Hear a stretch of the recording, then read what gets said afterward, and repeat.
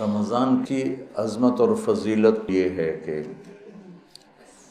فرض 70 فرض کے برابر ہو جاتا ہے اور نفل فرض کے برابر ہو جاتا ہے۔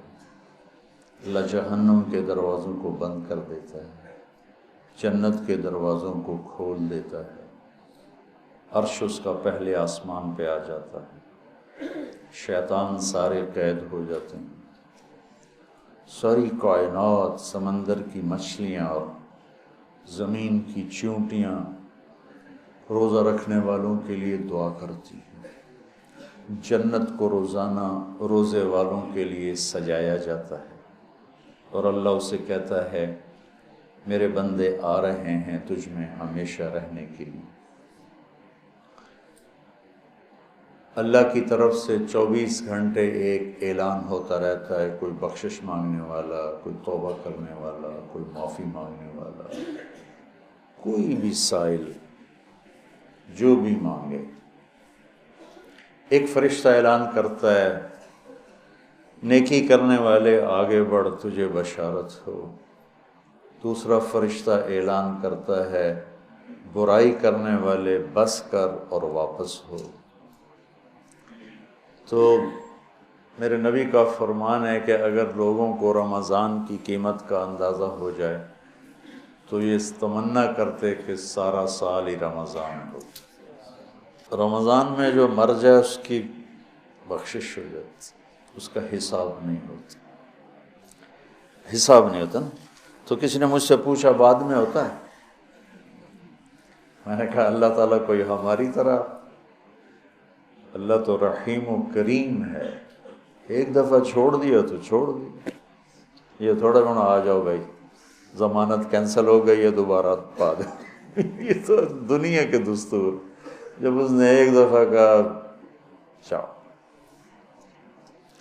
تو یہ بہت مبارک مہینہ ہے۔ پہلی تیاری کیا ہے کہ آج تک ہم سے جتنی خطائیں ہوئیں، کوئی زبان کی، کوئی آنکھوں کی، کوئی کانوں کی، کوئی معاملات کی، کوئی معاشرت کی، اس سب سے ہم آج پہلی رات ہے توبہ کر۔ آپ تو تھوڑے سے بیٹھے ہو، یہاں لاکھوں لوگ جڑے ہوئے ہیں، دو بڑی مصیبتیں ہیں، ایک غیبت ایک حسد۔ تو ہم جتنے لوگ میری بات سن رہے ہیں، ہم اپنے رمضان کی ابتدا کریں توبہ کریں، ٹھیک ہے نا؟ اللہ تعالیٰ کے نبی کہتے ہیں میں دن میں 70 دفعہ توبہ کرتا ہوں، استغفار۔ آپ تو معصوم پاک پاکیزہ امت کو سکھانے کے لیے۔ دوسری بات، دنیا کا ہر انسان کسی وقت بھی توبہ کر سکتا ہے کہ نہیں؟ کر سکتا ہے نا؟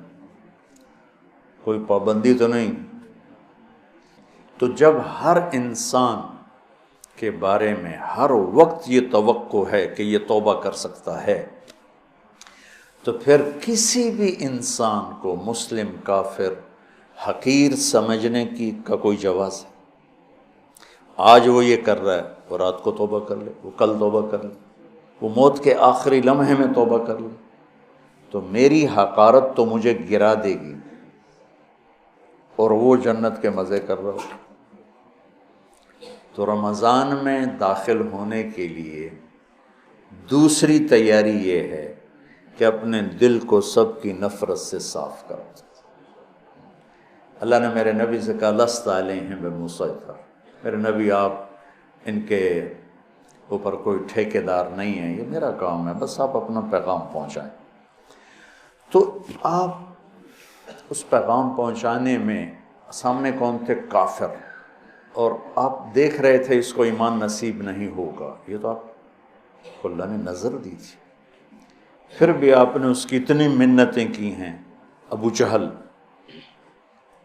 آپ نے کہا میری امت کا فرعون ابو جہل ہے، اور موسیٰ کے فرعون سے بڑا فرعون ہے کہ موسیٰ کے فرعون نے مرتے ہوئے کہا توبہ کرتا ہوں، اور اس امت کے فرعون نے کہا گردن ذرا نیچے سے کاٹنا تاکہ لوگوں کو پتہ چلے کسی سردار کی گردن۔ آپ نے اس کے گھر کے اتنے چکر لگائے جس کے بارے میں جانتے تھے نصیب میں ہدایت نہیں ہے، کہ وہ کہنے لگا اے محمد بس کرتے، ہم قیامت کے دن گواہی دے دیں گے کہ تو نے ہمیں اپنے رب کا پیغام پہنچا دیا تھا، اب بس کرتے۔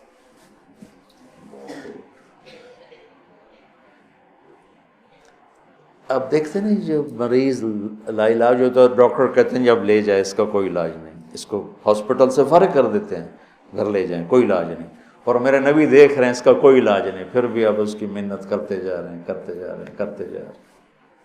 کاش ہم تھوڑا سیرت کو بھی پڑھتے۔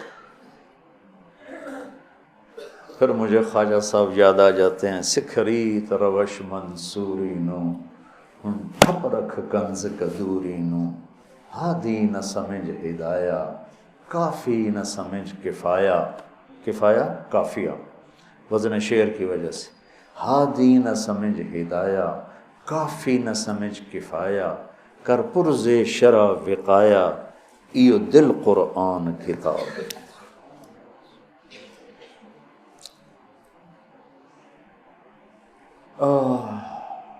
تو دوسرا کام سامعین اور آپ حاضرین کہ ہم اوروں کی نفرت سے بھی دل کو صاف کرتے ہیں۔ ہم چاہتے ہیں نا اللہ ہمیں معاف کر دے، تو ہم ہر ایک کے لیے یہی چاہیں کہ اللہ اس کو معاف کر دے۔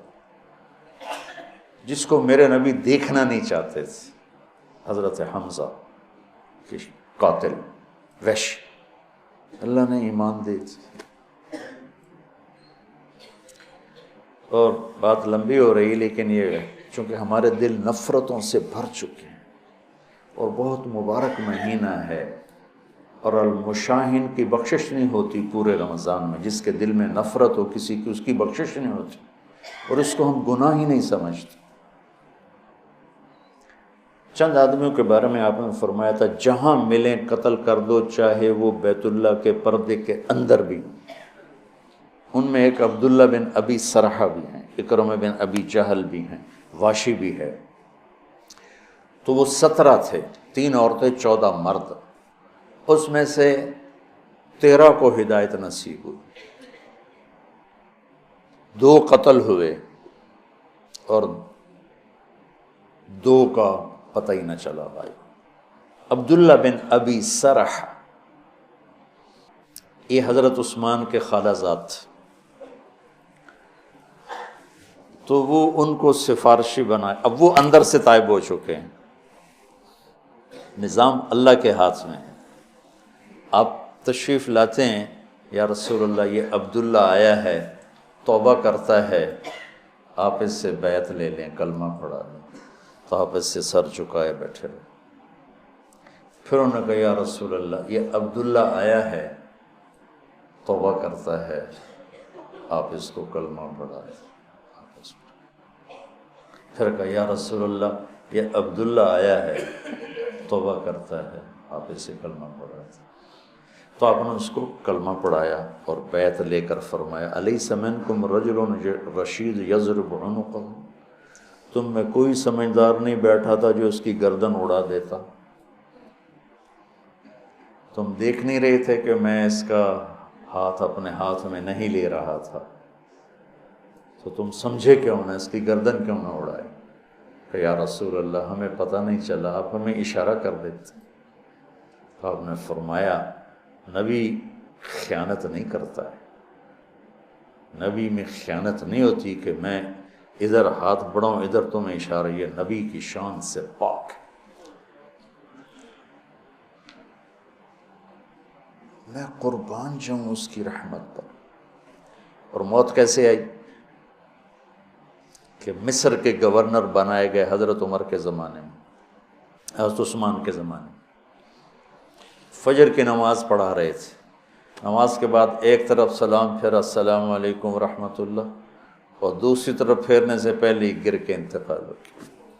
ان کا تو صحابی ہونا ہی کافی تھا، لیکن اگر موت کیسے؟ تو جب اللہ فیصلہ فرماتا ہے تو اللہ کے نبی 3 دفعہ رکے رہے، پھر آپ نے بیعت لی۔ تو لہٰذا میرے عزیزو سامعین حاضرین، سب سے دل صاف کر دو،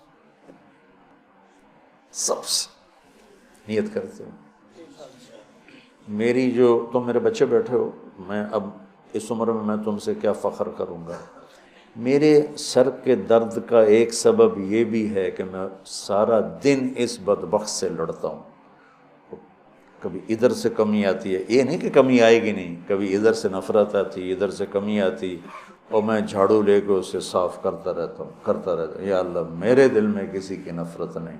سوتے ہوئے میں کہتا ہوں یا اللہ میرے دل میں کسی کا بغض نہیں، میں نے اپنے دل کو سب سے صاف کیا، صاف کیا، صاف کیا۔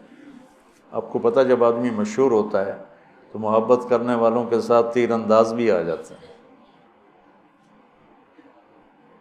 وَنَصَبْنَنِي غَرَضَ الرُّمَاةِ تُصِيبُنِي مَحْنٌ أَشَدُّ عَلَى السُّيُوفِ مَضَارِبًا، کہ مجھے ایسے تیر مارے زمانے نے کہ میرے جگر کے پار ہو کے ٹکڑے ٹکڑے کر دی۔ متنبی۔ جامعۃ الحسنین، تعلیم سے دنیا میں مثبت تبدیلی۔